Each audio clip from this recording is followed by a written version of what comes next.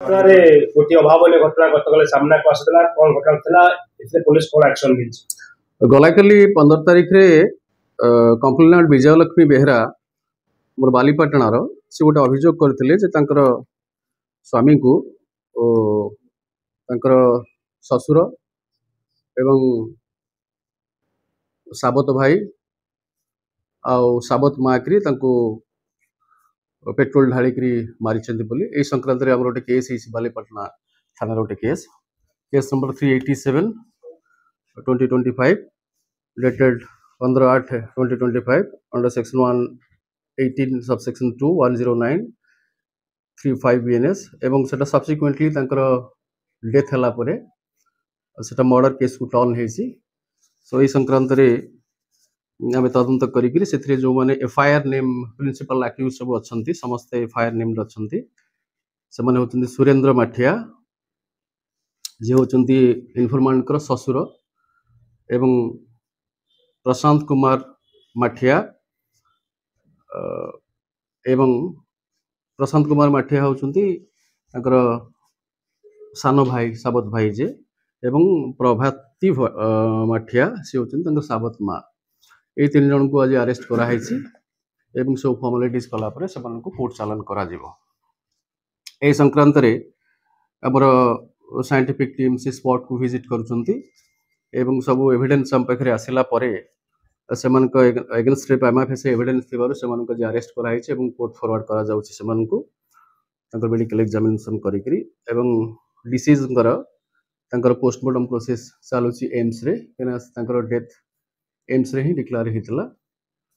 एवं जे डिसीज असंती से काली first जेतोले incident हला परे तम प्रथमे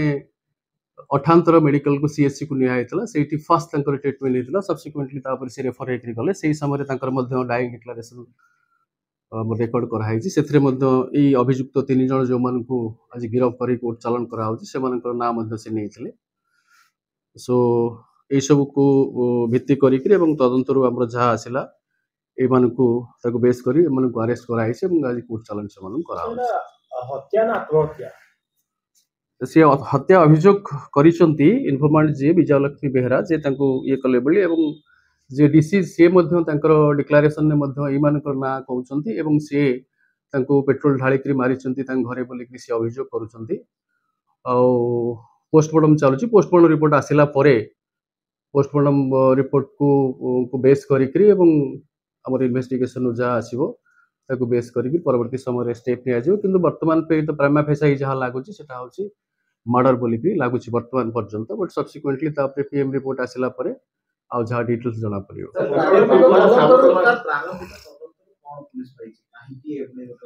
हां से मानकर ये होचंती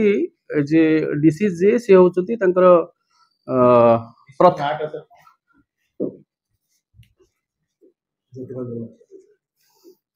ज्योतिरंजन माठिया एज हूँ 42 ये हूँ सुरेंद्रनाथ माठिया पुओ। सुरेंद्रनाथ माठिया मैरेज अल्प दिन पर ये छोट होते माँ एक्सपायर कर जाइए तेणु तापर सुरेंद्रनाथ माठिया आ गोटे मैरेज करते आमर प्रभाती माठिया को। सो प्रभाती माठिया डिसीज होती साबत माँ। सो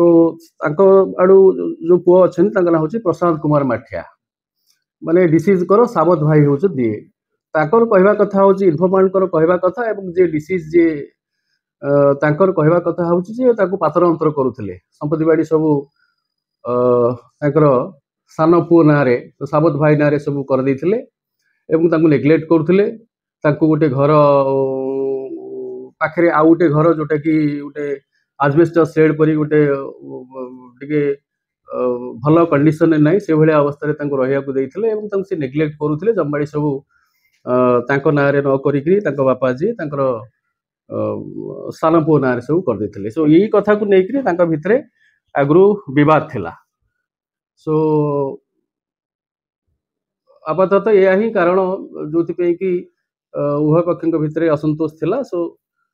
से घटना को लेकर ये पेट्रोल ढाड़ी की जाली देले ना निजे ढाड़ी जड़ी गले तो सस्पेंस हो ନାଇଁ ସେ ଯାହା ମୁଁ କହିଲି ଯେ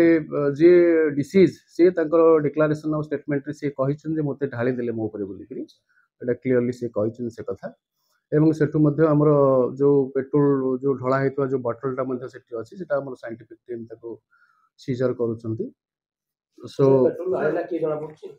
ସେଇଟା ତଦନ୍ତରୁ ଜଣା ପଡିବ କୋଉ ସାର୍କମଷ୍ଟାନ୍ସରେ ଯଦି ଆବଶ୍ୟକ ପଡେ ଆମେ ସେମାନଙ୍କୁ ଯୋଉ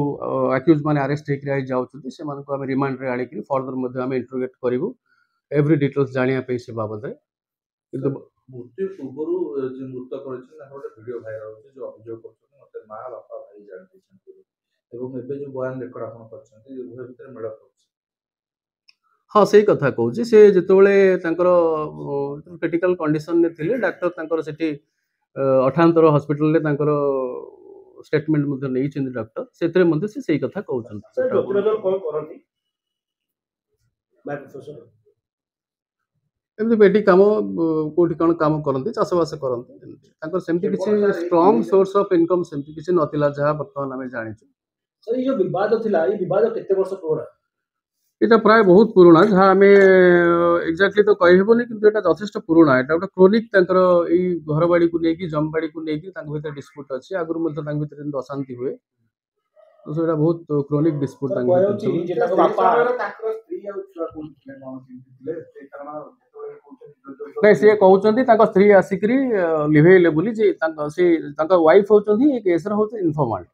ତ ସେ ସେଠି ଥିଲେ ସିଏ ଆସିକିରି ହିଁ ଲିଭେଇଛନ୍ତି ତାଙ୍କୁ ତାଙ୍କ ଛୁଆ ପିଲା ସ୍ତ୍ରୀ ସେଠି ସ୍ତ୍ରୀଙ୍କ ଆଗରେ ସବୁ ଘଟଣା ହଁ ଯାହା ତାଙ୍କର ଅଭିଯୋଗ ସେ କରିଛନ୍ତି ନିଜେ ଇନଫର୍ମାଣ୍ଟ ସେ ମଧ୍ୟ ସେ କଥା କହୁଛନ୍ତି ଯେ ମୁଁ ଯାଇକି ଲିଭେଇଲି ବୋଲି ସାର୍ କୁହାଯାଏ ତାଙ୍କ ବାପା କୁଆଡେ ଜଣେ ପୂର୍ବତନ ପୋଲିସ କର୍ମଚାରୀ ଥିଲେ ବୋଲି ହଁ କଣ ଥିଲେ କୋଉଠି? ସେ ବାଲି ପାଟଣାରୁ ରିଟାୟାର୍ଡ କରିଥିଲେ ରିଟାୟାର୍ଡ ନୁହଁ ତାଙ୍କର ସେଠୁ ସେ ସେଠି ଆଗରୁ ବାଲିପାଟଣାରେ ସେ ଅନେକ ଦିନ ସେ ରିଟାୟାର୍ଡ କରିସାରିଲେଣି ସାର୍ କେବଳ ଏଇ 3 ଜଣ ନା ଆଉ କୋଉମାନଙ୍କର କଣ? ନାଇଁ ଏଫଆଇଆର ଏମାନଙ୍କର ନାଁ ଅଛି ଏବଂ ଏମାନଙ୍କୁ ମୁଖ୍ୟ ଅଭିଯୁକ୍ତ ବୋଲିକିରି ଆମର ଇନଫର୍ମାଣ୍ଟ ଯିଏ ଏଫଆଇଆର ଦର୍ଶାଇଛନ୍ତି ଏବଂ ତାଙ୍କ ଷ୍ଟେଟମେଣ୍ଟ ମଧ୍ୟ ସେୟା ଦଉଛନ୍ତି ତା ବାଦ ଯଦି ଆଉ କାହାର ଇନଭଲଭମେଣ୍ଟ ଏଥିରେ ଅଛି ନିଶ୍ଚିତ ଭାବରେ ସେଟା ତଦନ୍ତ ପରିସରଭୁକ୍ତ ସାର୍ ବଟଲ ତ ଜବତ ହେଇଛି ଗ୍ୟାସ ନା ଲାଇଟର କୋଉଥିରେ ନିଆଁ ଲଗାଇଥିଲା? ସେ ସ୍ପଟକୁ ଆମର ପ୍ରୋଟେକ୍ଟେଡ କରି ରଖା ହେଇଛି ସାଇଣ୍ଟିଫିକ ଟିମ୍ ତାକୁ ଇଏ କରିକିରି କରୁଛନ୍ତି ଗୋଟେ ଡିଏସଏଲ ମଧ୍ୟ ଗୋଟେ ପଡିଲା ଭଳିଆ କାରଣ ପୋଡା ହେଇକିରି ସେଠି ଅଛି ଆମେ ତାକୁ ଜାଣିକିରି ତାକୁ କୌଣସି ପ୍ରକାର ତାକୁ ଡିଷ୍ଟର୍ବ କରାହେଇନି ସୋ ଦ୍ୟାଟ୍ ସେଟା ଆଫେକ୍ଟ କରିବ ଇନଭେଷ୍ଟିଗେସନ ବୋଲି ଏସବୁ ତାକୁ ଆସିକିରି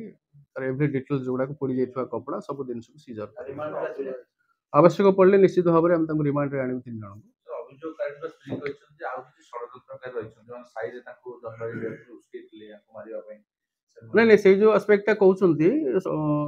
ଆମେ ତାକୁ ଫର୍ଦର ପଚରା ଉଚରା କରିବା ଯେମିତି କହିଲି ବୁଦାଲାଙ୍କୁ ଆମେ ରିମାଣ୍ଡରେ ଆଣିକି ପଚରା ଉଚରା କରୁ ଯଦି ବି ଆଉ କାହାର ଏଥିରେ ଇନଭଲଭମେଣ୍ଟ ଅଛି ନିଶ୍ଚିତ ଭାବରେ ତାଙ୍କ ଏଗେନ୍ଷ୍ଟରେ ଲିଗାଲ ଆକ୍ସନ ଜମିବାଡି ବିବାଦ ଥିଲା ପୂର୍ବରୁ ଥାନାରେ ଅଭିଯୋଗ ହେଇଥିବ? ନାଇଁ ଆଗରୁ ହେଇନି ଏଗୁଡାକ ଆଗରୁ ହେଇନି କେବେ ଏଇ ବାବଦକୁ ନେଇକରି ଆଗରୁ ଆସିନାହାନ୍ତି ସେମାନେ ନିୟର ତ ଆଟଲିଷ୍ଟ ଆସିନାହାନ୍ତି ହଁ ସେ ସାବତ ମା ତାଙ୍କର ଇଏ ଛୋଟ ଥିଲାବେଳେ ତାଙ୍କର ମା ମରିଯାଇଛନ୍ତି ସୋ ତାଙ୍କର ସବୁବେଳେ ସେୟା ରହୁଥିଲା ଯେ ମୋତେ ନେଗ୍ଲେକ୍ଟ କରୁଛନ୍ତି ଏବଂ ମୋତେ ମୋ ଯାହା ହକ୍ ମୋତେ ଦଉନାହାନ୍ତି ସାନ ପୁଅକୁ ବେଶୀ ସେ ଫେଭର କରୁଛନ୍ତି ମୋ ପ୍ରତି ପାତ୍ର ଅନ୍ତର କରୁଛନ୍ତି ଏଇଟା ତାଙ୍କର ମୁଖ୍ୟ ଠିକ ଅଛି ଥ୍ୟାଙ୍କ ୟୁ ଭେରି ମଚ୍